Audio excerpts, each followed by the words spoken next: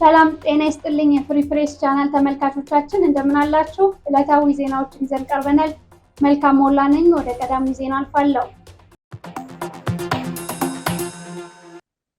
ሚኒሊክ እዝ በርካታ የቡድን መሳሪያ ከአገዛዙ መማረኩን አስታወቀ። የሚኒሊክ እዝ አሃዶች አንድ ሻለቃ ያገዛዙን ኃይል ሙሉ ለሙሉ ከጥቅም ውጭ ማድረጋቸውንም ገልጸዋል።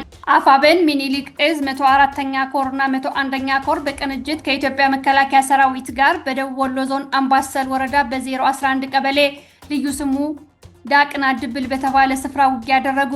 የብልጽግናን አንድ ሻለቃ ኃይል ሙሉ ለሙሉ መተው ውጊያውን አጠናቀዋል። ትናንት ግንቦት 1 2018 ዓ.ም ከ101ኛ ኮር 35ኛ ክፍለ ጦር እና ከ104ኛ ኮር 24ኛ ክፍለ ጦር እንዲሁም 23ኛ ክፍለ ጦር የተውጣጡ የፋኖ አሃዶች ባደረጉት ውጊያ በርካታ የቡድንና የነፍስ ወከፍ መሳሪያዎችን ማርከዋል። የህዝብ ግንኙነቱ አንድ ሞርተር ከነተተኳሹ 2 ብሬን እና 1 ስናይፐር እንዲሁም አንድ መኪና ሙሉ ሬሽን መማረኩን ገልጾ ቁጥሩ በውል ያልታወቀ ክላሽም ለፋኖ ገቢ ሆኗል ብሏል። በሌላ መረጃ የአፋብን ቴዎድሮስ እዝ 77ኛ ክፍለ ጦር 5ኛ ሬጅመንት ውስጥ ያሉ 7 ፋኖች በደፈጣ ጥቃት በአራት የመከላከያ ኃይል ጥቃት መፈጸማቸውን አስታወቁ። 7 ፋኖች ፋስካል በተባለው ምሽግ ላይ ሰፍሮ በሚገኘው የአገዛዙ መከላከያ ሰራዊት ላይ ጥቃት መፈጸማቸውን ተከትሎ 4 የአገዛዙ ሰራዊት አባላት ሲሞቱ ከጥቃቱ በኋላ መከላከያ ምሽጉን ትቶ ወደ ቁጭ ከተማ ሄዷል። በተያያዘ አፋብን ቴዎድሮስ እዝ 201ኛ ኮር 64ኛ ክፍለ ጦር በእነማይ 2 አምባ ዲቢስ ቀበሌ ላይ ጥቃት ፈጸመ። የ64ኛ ክፍለ ጦር በእነማይ ወረዳ የትምን 01 ንዑስ ከተማ ወደ ቢቸና ከተማ በጉዞ ላይ በነበሩ 2 ፓትሮል እና 1 ዶልፊን የአገዛዙ ሰራዊት አባላት ላይ ጥቃት ፈጽሟል። በሁለት አምባ ዲቢስ ቀበሌ ልወያ ጎጥ ላይ ነው ጥቃቱ የተፈጸመው። በሌላ መረጃ በሸበል በረንታ መርገጭ ንዑስ ከተማ ብልጽግና ሲያካሂደው የነበረው የሐሰት የምርጫ ቅስቀሳ በፋኖች ከሽፏል። የ64ኛ ክፍለ ጦር አባላት በፈጸሙት ጥቃት 2 የአገዛዙ ኃይል ሲሞቱ የምርጫ ፕሮፓጋንዳው ተቀልብሷል። ለልዩ ተልዕኮ አገዛዙን የተቀላቀሉ 2 የፋኖ አባላት ከ10 በላይ ሚሊሻ መተው አሃዳቸውን ተቀላቀሉ። አፋብን ሚኒሊክ እዝ 101ኛ ኮር 35ኛ ክፍለ ጦር 2 አርበኞችን ለልዩ ተልዕኮ መርሳ ከተማ ላይ በመላክ ጀብዱ እንዲፈጽሙ አድርጓል። በሰሩት ጀብዱ ከ10 በላይ የሚሊሻ አባላት ካምፓቸው ውስጥ እንዳሉ መሞታቸው ተሰምቷል።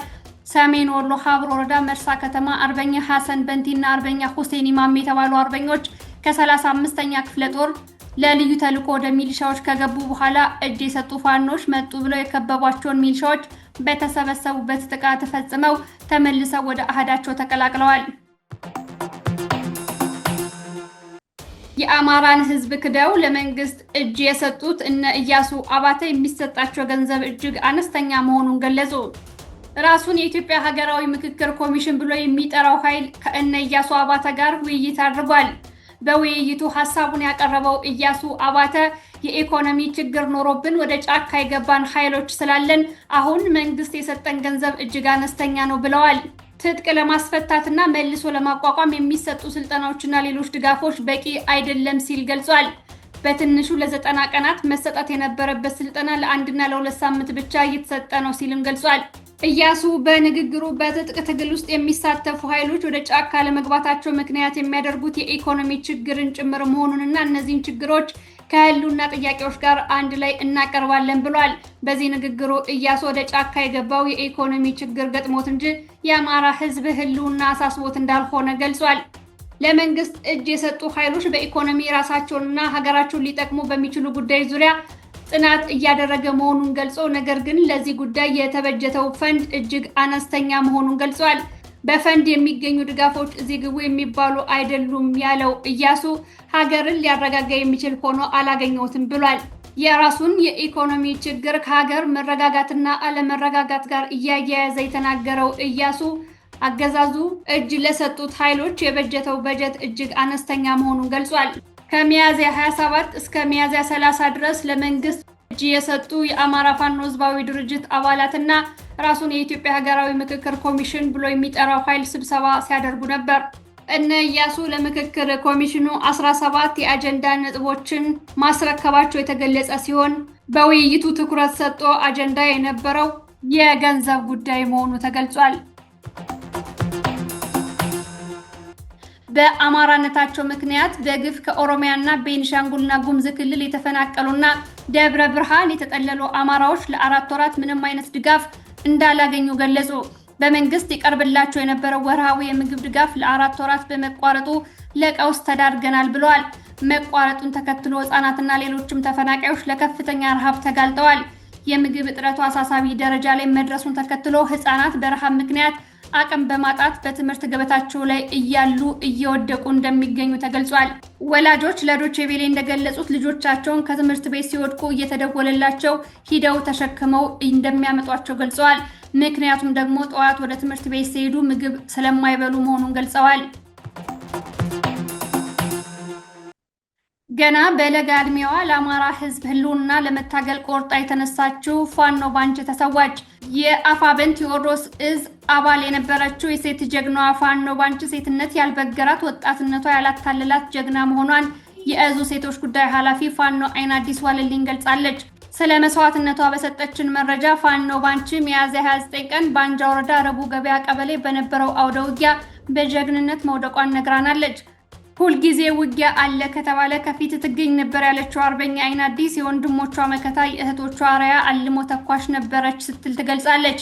አርበኛ አይናዲስ አያይዛም በየቀኑ ፋኖች የህይወት ዋጋ በሚከፍሉበትና የአማራ ህዝብ መከራ እያሳለፈ በሚገኝበት ትግል መቀለድ በእሳት መጫወት ነው ስትል መልእክቷን አስተላልፋለች። ለአማራ ህዝብ መብትና ህልውና የቆመ ብርቱ ድምጽ አረፈ ሲል አየን ገለጸ።